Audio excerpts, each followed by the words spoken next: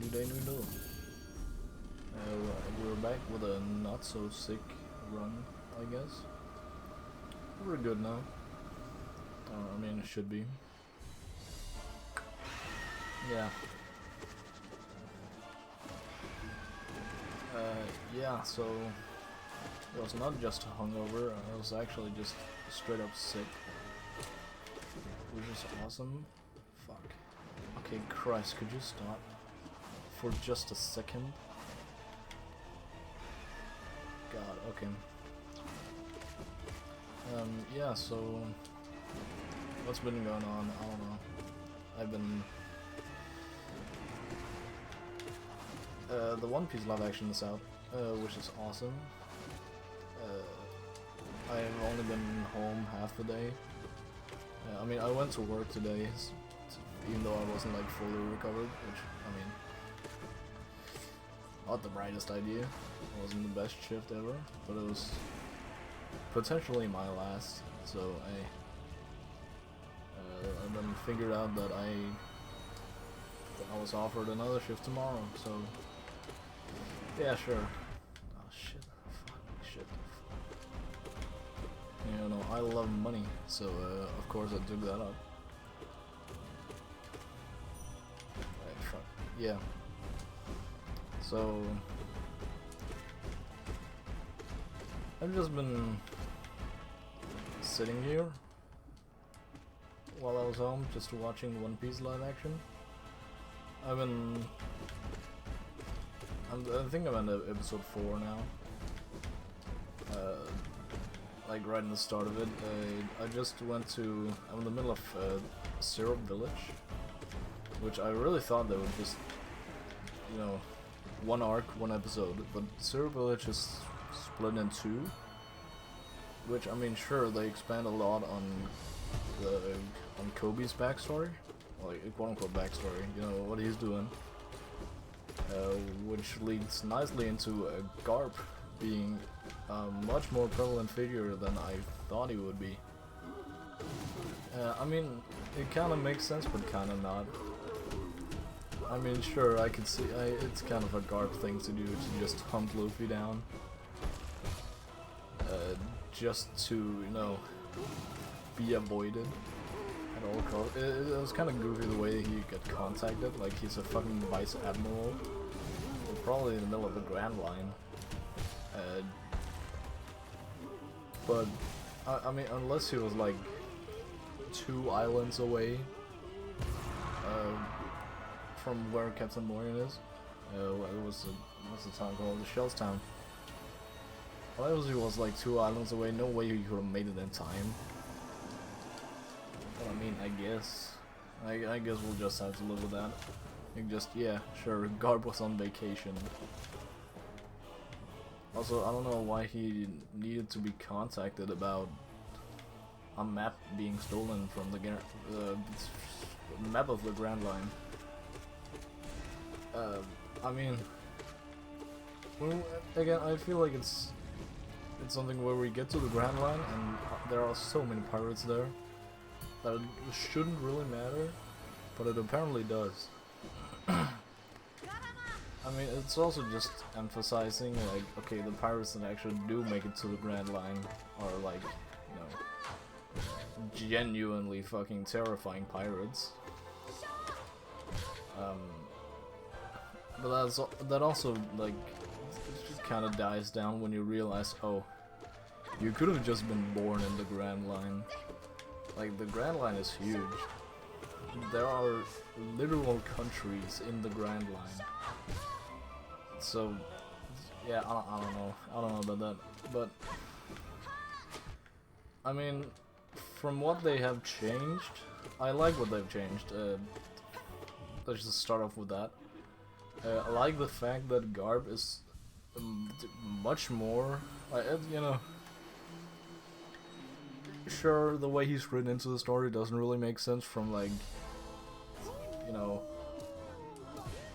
a hardcore One Piece fans viewer experience, but hey, I appreciate it. I appreciate some Garp love.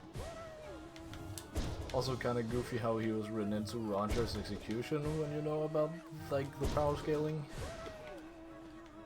But hey, it's alright. It's cool. It's cool. I actually really like how they did Zero Village. Like instead of just shit. God, I hate Gorb. I absolutely hate Gorb. I despise Gorb. Instead of just, you know, well, another thing that I really hope happens this episode, this is episode 4, I'm at the start of episode 4, is Django's introduction, because, God, I want to see Django. I really want to see Django, because he was kind of like the entire reason that Kuro was able to escape from Morgan. Like, you know, Morgan being hypnotized into seeing his own greatness, and like, yeah, sure, I got this guy good. You know, that whole shtick. But hey, so I'm missing some Django here, but that's mainly because the other Black Cat pirates are already introduced. Like, they're in the mansion as like servants too, which, to be fair, it's been a long time since I've read or watched Zero Village.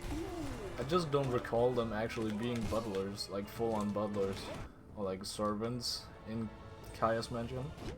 Fuck, shit, fuck. Yeah, okay, sure, I'll take that. But overall, like, it kind of makes more sense, the whole story. I can't even not really explain why. But like in the original series, it was kind of just very goofily put together. God, I need to scratch my eye, I was close. It was very goofily put together, like, I am Kuro of 100 plans, but I cannot bring myself to kill a girl and take over this family wealth by force, because I am apparently not that sort of pirate, even though I was,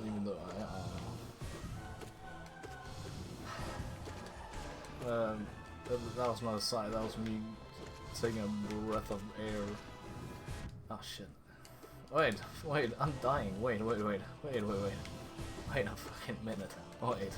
No. Nuh-uh. This is not happening. Please, mister, get away from me.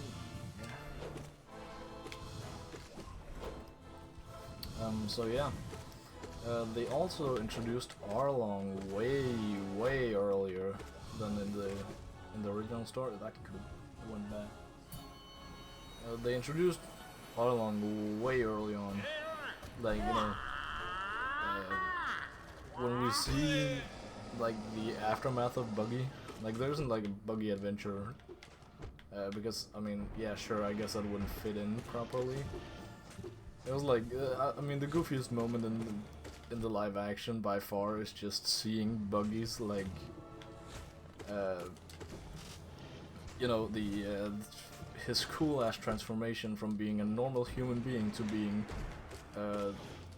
feet, hands, and head. Oh fuck, shit! Yeah, I should have seen that coming from a mile away. So there's no like Buggy excursion arc, him trying to get his body parts back. He just like opens up a chest in his tent and there it is, because that's the way they defeat him basically. Yeah, I mean, he felt like more of a threat in the live action, but when you really think about it, he was way more of a threat in like the anime and the manga. So yeah, that's a bit goofy. I was also afraid they were gonna reveal his ties with like everything in the world, like him and Shanks and, you know, everything, because that's kind of like, sure, I would love to see that, like the big reveals, like, you know, the post-arc reveals of everything. Yes, sir, I just made it. But you know, that's just such huge parts. Also, you know, Garb's entire shtick. I was afraid they were gonna spoil that, but thank God they didn't. At least not for now. They might, and that is probably gonna hurt. But for now, no. The show's actually really good. I just said this and just left it hanging in the air. Arlong was introduced way like when Buggy was finally beaten, and we kind of looked back at him like, you know, assembling himself in that goofy chest I was talking about. We see one of Arlong's guys just waddle up to him and one punch him, which again makes Buggy seem like such a non-threat, which I mean is kind of funny, but still, man, don't disrespect my man like this. But kind of funny, and also just, you know, more effective in building up Arlong as like a, you know, the final season boss. Good game.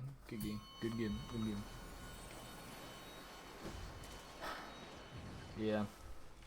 So I see why they're doing it, and also in terms of build up, also they're building up to the Baratier, which I don't know how they're gonna handle the Baratier. I heard like some people thinking they were gonna just entirely cut Krieg, or just like, you know, cut him down like a lot. Which I think it has been confirmed that Arlong will show up at Baratier.